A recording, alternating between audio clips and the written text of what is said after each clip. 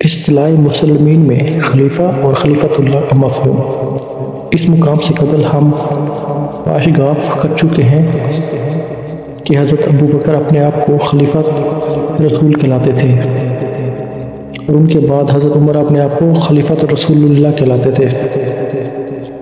بعد میں انہوں نے اپنے لیے امیر المومنین کا لقب اختیار کر لیا اور لمبے چوڑے نام سے دستبردار ہو گئے۔ پھر ہر حکمران اپنے آپ کو امیر المومنین کہلانے لگا اور یہ سلسلہ آخری عثمانی خلیفہ تک جاری رہا۔ ذیل میں ہم اموی اور عباسی دور کے حکمرانوں کے القاب کا جائزہ لیتے ہیں۔ اموی اور عباسی دور میں حاکم اعلیٰ کو خلیفۃ اللہ کے لقب سے یاد کیا جاتا تھا۔ حجاج بن یوسف نے نماز جمعہ کے خطبے میں کہا، لوگوں، تم خلیفۃ اللہ اور خدا کے منتخب بندے عبد المالک بن مروان کے فرمان کو سنو اور ان کی اطاعت کرو۔ ایک مرتبہ مہدی عباسی کے دربار میں ذکر کیا گیا کہ عمومی خلیفہ ولید زندیق تھا۔ یہ الفاظ سن کر مہدی نے کہا، اللہ کی خلافت اس سے کہیں بلند و برتر ہے کہ وہ زندیق کو مل جائے۔ مقصد یہ ہے کہ ولید خلیفۃ اللہ تھا اور خلیفۃ اللہ کبھی زندیق نہیں ہو سکتا۔ اموی اور عباسی عہد میں حکمرانوں کو خلیفۃ اللہ کے لقب سے یاد کیا جاتا تھا اور شعراء اپنی نظموں میں انہیں خلیفۃ اللہ کہا کرتے تھے۔ جریر نے عمر بن عبدالعزیز کی شان میں ایک قصیدہ کہا تھا جس میں اس نے خلیفۃ اللہ کا لفظ استعمال کرتے ہوئے کہا، اے خلیفۃ اللہ، آپ ہمارے متعلق کیا فرماتے ہیں؟ ہم آپ کی طرف نہیں ہیں اور منتظر کے گھر میں بھی نہیں ہیں۔ اگرچہ عمر بن عبدالعزیز ایک دیندار حکمران تھا مگر اس نے بھی جریر کی حوصلہ شکنی نہیں کی تھی۔ اس طرح سے مروان بن ابی حفصہ نے ابو جعفر منصور عباسی کی مداح کرتے ہوئے کہا تھا، میں جنگ ہاشمہ میں تلوار لے کر خلیفۃ الرحمن کی حفاظت کرتا رہا۔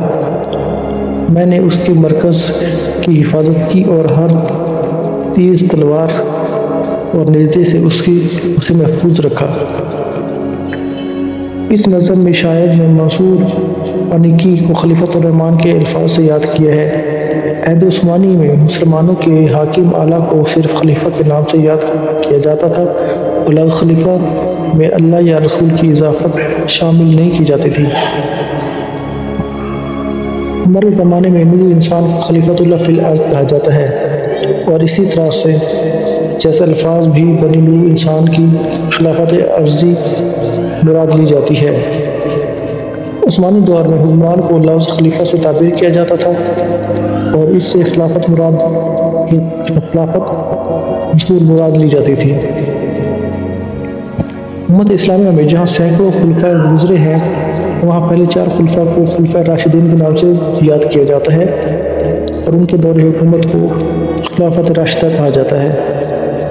مکتب خلافت میں لفظ خلیفہ اور خلیفۃ اللہ فی الارض کے معنی میں کئی تبدیلیاں آئیں، جبکہ مکتب امامت میں خلیفۃ اللہ فی الارض سے اسلام کا مفہوم مراد لیا جاتا ہے، یعنی مکتب امامت میں خلیفۃ اللہ فی الارض اس شخصیت کو کہا جاتا ہے جسے خدا نے اپنی طرف سے دین کی تبلیغ کے لیے رہنما مقرر کیا ہے۔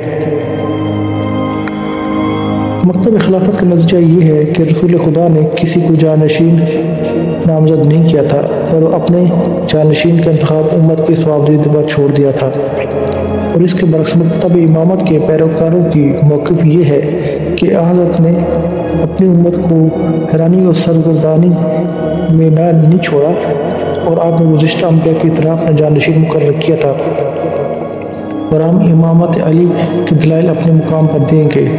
اس مقام پر ہم سے یہ کہنا چاہتے ہیں کہ مکتب خلافت میں لفظ خلیفہ کے جو معنی متعین کیے گئے ہیں وہ معنی حدیث نبوی میں کہیں دکھائی نہیں دیتے۔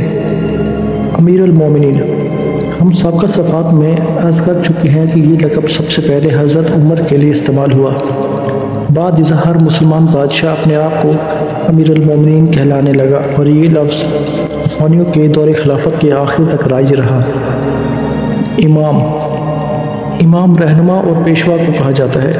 خواہ رہنما اچھا ہو یا برا ہو، حق پر ہو یا باطل پر ہو، کہلاتا امام ہی ہے۔ جیسے کہ قرآن مجید میں ارشاد قدرت ہے، قیامت کا دن وہ ہوگا جب ہم ہر انسانی گروہ کو اس کے پیشوا کے ساتھ بلائیں گے، اور ان کے بعد جن کا نام اعمال ان کے دہنے میں ہاتھ میں دیا جائے گا وہ اپنے صحیفہ کو پڑھیں گے، اور ان پر ریشہ برابر ظلم نہیں ہوگا۔ اور جو اس دنیا میں اندھا ہے وہ قیامت میں بھی اندھا اور بھٹکا ہوا رہے گا۔ باطل کے رہنما کو بھی امام کہا جاتا ہے، جیسے کہ اللہ تعالیٰ نے قرآن مجید میں ارشاد فرمایا، کفر کے سربراہوں سے جہاد کرو کہ ان کی قسموں کا کوئی اعتبار نہیں ہے۔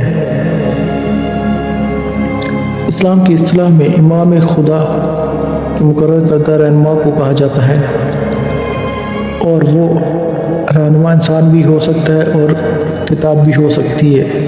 انسان کے امام ہونے پر یہ آیات دلالت کرتی ہیں، اور تو اس وقت کو یاد کرو جب خدا نے چند کلمات کے ذریعے ابراہیم کا امتحان لیا اور انہوں نے پورا کر دیا تو اس نے کہا، ہم تم کو لوگوں کا امام بنا رہے ہیں۔ انہوں نے عرض کیا کہ میری ذریت، ارشاد ہوا کہ یہ عہد امامت ظالمین تک نہیں جائے گا۔